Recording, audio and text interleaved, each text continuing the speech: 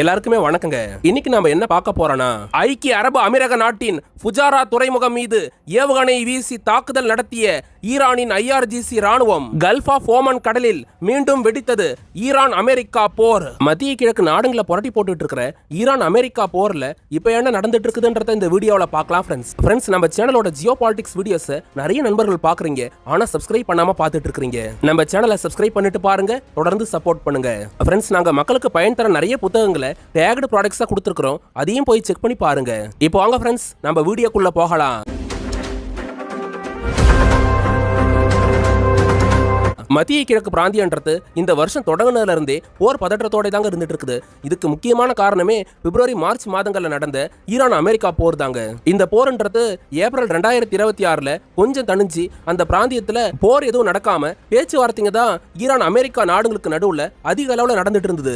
இப்படிப்பட்ட நிலைமையில தான் ஈரான் அமெரிக்கா நாடுகளுக்கு நடுவுல மே மாசம் 2026 திரும்பவும் போர் என்ற நெருப்பு கனிய ஆரம்பிச்சிருக்கிறதா தகவல் வந்திருக்குதுங்க. அமெரிக்கா ஈரான் நாடுகளுக்கு நடுவுல ஏப்ரல் மாசத்துல பாகிஸ்தானோட இஸ்லாமாபாத்ல வச்சு அமெரிக்கா ஈரான் பிரதிநிதிகளுக்கு நடுவுல ஒரு கட்ட பேச்சுவார்த்தை தாங்க நடந்தது. அதுக்கப்புறம் திரும்பவும் பேசுறதுக்கு அமெரிக்க அதிபர் ட்ரம்ப் சார்பில் ஆர்வம் காட்டப்பட்டாலும் ஈரானோட IRGC ராணுவன்றது அமெரிக்கா கொடுக்கிற எல்லா நிபந்தனைகளுக்கும் ஈரானால கட்டுப்பட முடியாது. அதனால இப்போதைக்கு பேச்சுவார்த்தை எதுவும் தேவையில்ல, அதுக்கப்புறம் பாத்துக்கலான்ற மாதிரி இஸ்லாமாபாத் பேச்சுவார்த்தையை கடைசி நேரத்துல ஈரான் ராணுவம் நிறுத்திட்டாங்க.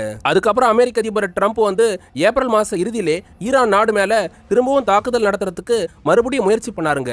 ஆனா ட்ரம்ப் நினைச்ச மாதிரி ஒரு குறிப்பிட்ட கால இடைவெளிக்கு அப்புறம் திரும்பவும் ஈரான் நாடு மேல அமெரிக்காவால படையெடுக்க முடியாம போயிடுச்சுங்க. ட்ரம்ப் ஈரான் நாட்டோட 31 பிராவின்ஸ்லயே அமைஞ்சிருக்க உள்கட்டமைப்புங்க மேலாம் குண்டு வீசுறதுக்கு திட்டங்களை வகுத்துட்டு இருக்கும் போதே அமெரிக்காவோட மிலிட்டரி சீஃபா இருக்க டேன் கெய்ன் ட்ரம்ப் கிட்ட என்ன விஷயத்த சொல்லிட்டாருன்னா, ஐயா ராசா, இதுக்கு மேலலாம் நீங்க நினைக்கிற மாதிரி ஈரான் நாடு மேல திரும்பவும் சர்வசாதாரணமா நம்மளால படையெடுக்கக்கூடிய சூழ்நிலைன்றது இப்போதைக்கு அமெரிக்காவோட அரசாங்கத்துல இல்லன்றத அவர் தெளிவுபடுத்தியிருந்தாருங்க. 1973 அமெரிக்க நாடாளுமன்றத்துல கொண்டு வரப்பட்டிருக்கிற சட்ட பிரகாரம் அமெரிக்க அதிபர்களால மற்ற நாடுங்க மேல 60 நாளைக்கு மேல போர் தொடுக்க முடியாது. இந்த விதி பிரகாரம் மார்ச் மாசம் தொடங்கின இந்த போர்ன்றது ஏப்ரல் மாசத்தோட இறுதி எட்டனதுனால இதுக்கு மேலேயும் போரை தொடரணும்னா அமெரிக்காவோட நாடாளுமன்ற ஒப்புதல் இல்லாம அமெரிக்க படைகளால ஈரான் நாடு மேல தாக்குதல் நடத்த முடியாதுன்னு டேன் கெய்ன் ட்ரம்ப் கிட்ட திட்டவட்டமா சொல்லிட்டாருங்க. இந்த காரணங்களால ஈரானுக்கு எதிராக ட்ரம்ப் நடத்திட்டு வந்த ஆபரேஷன் எபிக் ஃபியூரியில சின்ன மாற்றங்கள் ஏற்பட்டு புது பேர்ல, அதாவது ப்ராஜெக்ட் ஃப்ரீடம் என்ற பெயர்ல ஈரான் மேல தாக்குதல் நடத்த ட்ரம்ப் திட்டங்களை வகுத்துட்டு வரும்போதே ஈரான் இப்ப என்ன பண்ணிட்டாங்கன்னா அமெரிக்க போர் கப்பலங்களை குறி வச்சு ஏவுகணைகளை வீசியிருக்காங்க. இதோட சேர்த்து ஈரான் ராணுவத்தோட பேலிஸ்டிக் ஆயுதங்கள்ன்றது அமெரிக்க நிறுவனங்கள் அதிகமா அமைஞ்சிருக்கிற யுனைடெட் அரபு எமிரேட்ஸ் நாடு மேலேயும் இப்ப தாக்குதல் நடத்தி இருக்குதுங்க. ஈரான் ராணுவம் வீசியிருந்த இந்த பேலிஸ்டிக் ஆயுதங்கள்ன்றது ஐக்கிய அரபு அமீரக நாட்டோட மிக முக்கியமான போர்ட்டா இருக்கிற ஃபுஜாரா போர்ட் மேல போய் விழுந்திருக்குதுங்க. ஈரான் ராணுவம் வீசியிருந்த இந்த பேலிஸ்டிக் ஆயுதங்கள்ன்றது ஃபுஜாரா துறைமுகத்துல தீ பிடிச்சி எறிகிற அளவுக்கு அங்க கடுமையான சேதத்தை ஏற்படுத்தி இருக்கிறதா குளோபல் மீடியாவா இருக்க தி கார்டியன் செய்தி வெளியிட்டு இருக்காங்க. ஃப்ரெண்ட்ஸ், இந்த ஈரான் அமெரிக்கா போர்ல ஈரான் வீசிக்கிட்டு இருக்கிற பேலிஸ்டிக் ஆயுதங்களால அதிகமா பாதிக்கப்பட்ட அரபு நாடு எதுன்னு பாத்தீங்கன்னா அது இந்த யுனைடெட் அரபு எமிரேட்ஸ் நாடு தாங்க. மார்ச் மாசம் 2026 ஈரான் அமெரிக்கா நாடுகளுக்கு நடுவுல உக்கிரமா போர் நடந்துட்டு வந்தது. அந்த காலகட்டத்தில் ஈரான் வீசின நூற்றுக்கணக்கான பேலிஸ்டிக் ஆயுதங்கள் அதிகமா யுனைடெட் அரபு எமிரேட்ஸ் நாட்டோட பல நிறுவனங்களையும் எண்ணெய் சுத்திகரிப்பு நிலையங்களையும் குறி வச்சுதான் ஈரான் ராணுவம் பேலிஸ்டிக் மிசைல்ஸ்களை ஏவி இருந்தாங்க. மார்ச் மாசத்துல மட்டுங்க ஐக்கிய அரபு அமீரக நாட்டை குறி வச்சு ஈரான் ராணுவம் 1500க்கு அதிகமான பேலிஸ்டிக் மிசைல்ஸ்களையும் 2000க்கு அதிகமான அட்டாக் ட்ரோன்ஸ்களையும் ஏவி இருக்கிறதா தகவல் வந்திருக்குதுங்க. மற்ற அரபு நாடுகளா இருக்க Saudi Arabia, Qatar, Oman, Bahrain மாதிரியான நாடுகளை குறி வச்சு ஈரான் ஏவி இருந்த பேலிஸ்டிக் மிசைல்ஸுங்க ட்ரோன்ஸுங்களை விட ஐக்கிய அரபு அமீரக நாட்டை குறி வச்சுதான் அதிகமான ஆயுதங்களை ஈரான் வீசியிருந்தாங்க. ஏன் UAE நாட்டை மட்டும் குறி வச்சு ஈரான் ராணுவம் இந்த அளவு தாக்குதல் நடத்தியிருக்காங்கன்னா அதுக்கு 2 காரணங்கள் இருக்குதுங்க. ஃபர்ஸ்ட், மத்திய கிழக்குல அமெரிக்காவோட நிறுவனங்களுக்கும் அவங்களோட ராணுவத்துக்கும் அதிகமா இடம் கொடுத்த நாடா ஐக்கிய அரபு அமீரக நாடு இருக்குதுங்க. அடுத்ததா, மத்திய கிழக்குல ஈரானுக்கு பரம எதிரியா இருந்துட்டு இருக்கிற இஸ்ரேல் நாட்டுக்கும் அரபு நாடா இருக்கிற எமிரேட்ஸ் நாட்டுக்கு நடுவுல நல்ல டிப்ளமேட்டிக் ரிலேஷன்ஷிப்ன்றது இருக்குதுங்க. இந்த 2 நாடுகளும் அமெரிக்காவுக்கு சிறந்த நட்பு நாடா இருக்கிறதுனால பல விஷயங்கள்ல ஒன்னா இணைஞ்சு செயல்படுறதா டிஃபென்ஸ் எக்ஸ்பர்ட்டுங்க பதிவு பண்றாங்க. UAE அதிபரா இருக்க முகமது பின் ஷைத் அல் நகியான் வந்து இந்த ஈரான் போர்ல முடிஞ்ச அளவு ஈரான் ஏவி இருந்த பேலிஸ்டிக் ஆயுதங்களையும் அட்டாக் ட்ரோன்ஸுங்களையும் அமெரிக்கா கொடுத்து வச்சிருக்கிற பேட்ரியாட் தாடு மாதிரியான ஏர் டிஃபென்ஸ் சிஸ்டத்தை வச்சு ஏறத்தாழ 85% மேல எல்லா பேலிஸ்டிக் ஆயுதங்களையும் இவங்களோட ராணுவன்றது வானத்திலே வச்சு இடைமறிச்சு அழிச்சிருந்ததுங்க. இருந்தாலும் ஒரு சில பேலிஸ்டிக் மிசைல்ஸுங்களும் ட்ரோன்ஸுங்களும் யுஏஇயோட மிக முக்கியமான நகரமா இருக்க துபாய் நகரத்தோட சில இடங்கள் மேல தாக்குதல் நடத்தியிருந்ததுங்க. இப்படிப்பட்ட நிலைமையில தான் இப்ப ஈரான் ஏவிருந்த பேலிஸ்டிக் மிசைல்ஸுங்க யுஏஇயோட துறைமுகமா இருக்க ஃபுஜாரா துறைமுகத்து மேல தாக்குதல் நடத்திருக்குதுங்க. இந்த தாக்குதல்ல உயிர் சேதம் எதுவும் ஏற்படலனாலும் அங்க வேலை செஞ்சுட்டு இருந்த ஊழியர்களுக்கு காயங்கள் ஏற்பட்டிருக்கிறதா தகவல் வந்திருக்குதுங்க. அதுலயும் அங்க பணியாற்றிட்டு இருந்த 3 இந்தியர்களும் காயம் அடைஞ்சிருக்கிறதா குளோபல் மீடியாவா இருக்க ராய்டர்ஸ் வந்து செய்தி வெளியிட்டு இருக்காங்க. இப்ப நடந்திருக்கிற இந்த ஃபுஜாரா போர்ட் அட்டாக் சம்பந்தமா இந்தியாவோட ஃபாரின் அஃபேர்ஸ் மினிஸ்ட்ரி என்ன ஸ்டேட்மெண்ட்டை கொடுத்திருக்காங்கன்னா, ஈரான் அமெரிக்கா போர் காரணமா உலக வர்த்தகமே பெரிய அளவுல பாதிக்கப்பட்டிருக்குது. அமைதி பேச்சுவார்த்தை நடந்துட்டு இருக்கும் போதும் ஸ்ட்ரெய்ட் ஆஃப் ஹார்மஸ் கடல் பகுதியில வர்த்தகம் எதுவும் பெருசா நடக்காத அளவுக்கு தான் ஈரான் அமெரிக்கா நாடுங்க இன்னமும் அங்க மோதிக்கிட்டு இருக்காங்க. அதோட வெளிப்பாடா இப்ப ஃபுஜாரா துறைமுகத்து மேல ஈரான் ஏவுகணை வீசி தாக்குதல் நடத்திருக்குது. தாக்குதல்ல எமிரேட்ஸோட ஊழியர்களும் இந்திய ஊழியர்களும் காயமடைஞ்சது கண்டனத்துக்குரியதுன்னு இந்தியா இந்த போர்ல தன்னோட எதிர்ப்பை பதிவு பண்ணிருக்காங்க. இது மட்டும் இல்லாம ஈரான் அமெரிக்கா நாடுங்க சீக்கிரமா பேச்சுவார்த்தை நடத்தி போற முடிவு கொண்டு வரணும்னு இந்தியா தன்னோட ஸ்டேட்மெண்ட்டை கொடுத்திருக்காங்க. ஃப்ரெண்ட்ஸ், ஐஆர்ஜிசி ராணுவத்தோட பேலிஸ்டிக் மிசைல்ஸ்ங்கன்றது ஃபுஜாரா துறைமுகத்து மேல மட்டும் தாக்குதல் நடத்தலங்க. அங்க கல்ஃப் ஆஃப் ஓமன் கடல் பகுதியில் நிறுத்தி வைக்கப்பட்டிருக்கிற அமெரிக்காவோட டெஸ்ட்ராயர் ஷிப்புங்க மேலேயும் ஏவுகணைங்க தாக்குதல் நடத்த முயற்சி பண்ணதா குளோபல் மீடியாவா இருக்க தி சன் வந்து செய்தி வெளியிட்டிருக்காங்க. கடந்த ஒரு மாசமா அமெரிக்க ராணுவம் வந்து ஈரான் ராணுவத்துக்கு எதிராக பெரிய அளவுல எந்த தாக்குதலையும் நடத்தலனாலும் ட்ரம்போட உத்தரவுப்படி அமெரிக்காவோட போர்க்கப்பலுங்கள்ல 20க்கு அதிகமான போர்க்கப்பலுங்க இந்த கல்ஃப் ஆஃப் ஓமன் கடல் பகுதியில் ஈரான் ராணுவத்துக்கு எதிராக நேவல் பிளாக்கேட்டை அந்த கடல் பகுதியில் உருவாக்கி வச்சிருக்குதுங்க. ஈரானோட போர்ட்டுக்குள்ளார சீனாவோட சரக்கு கப்பலுங்களும் ஒரு சில எண்ணெய் கப்பலுங்க மட்டும்தான் அமெரிக்காவோட தடையும் மீறி உள்ள போயிட்டு வந்துட்டு இருக்கிறதா தகவல் வந்திருக்குதுங்க.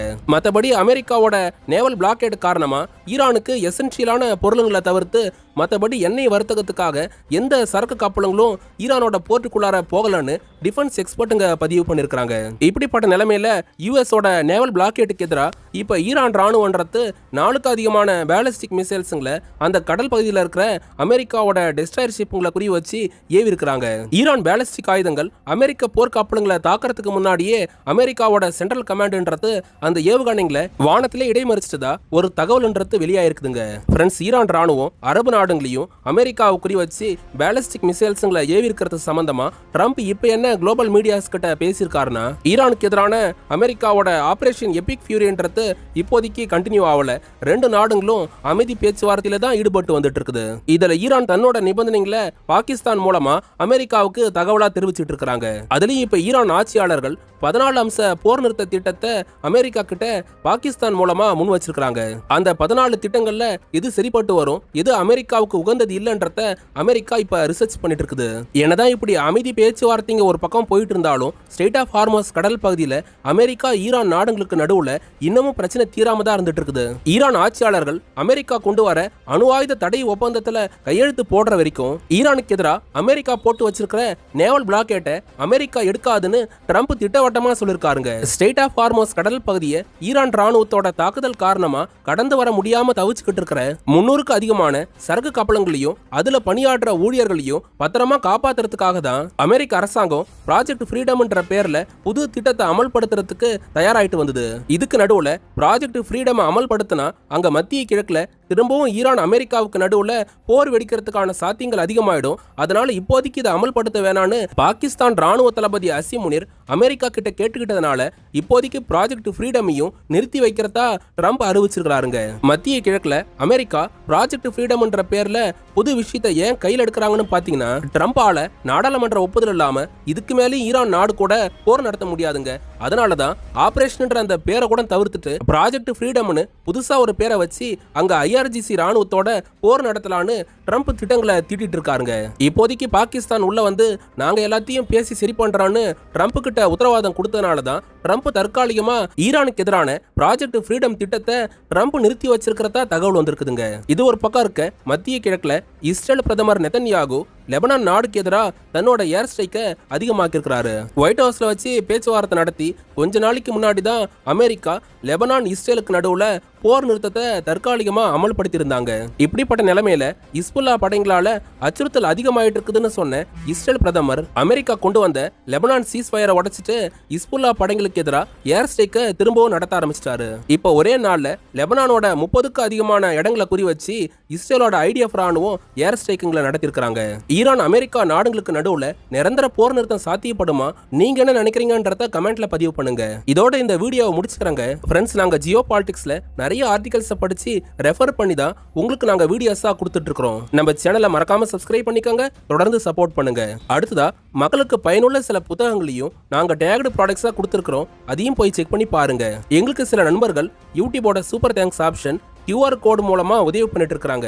நீங்களும் உதவ நினைச்சீங்கன்னா இந்த வழிகளை பயன்படுத்தி உதவி பண்ணலாம் ஃப்ரெண்ட்ஸ். வல்லரசுங்களோட அதிபருங்க போருங்களை அடியோட கைவிட்டுட்டு மக்களுக்கான அடிப்படை தேவையா இருக்கிற கல்வி, உணவு, மருத்துவத்துக்கு முக்கியத்துவம் கொடுக்கணுங்க. அடுத்து ஒரு டிஃபென்ஸ் ஜியோ பாலிடிக்ஸ் தகவலோட நாளைக்கு உங்களை வந்து சந்திக்கிறேன். அது வரைக்கும் உங்ககிட்ட இருந்து விடை பெறுவது ஆல் இன் தமிழ்.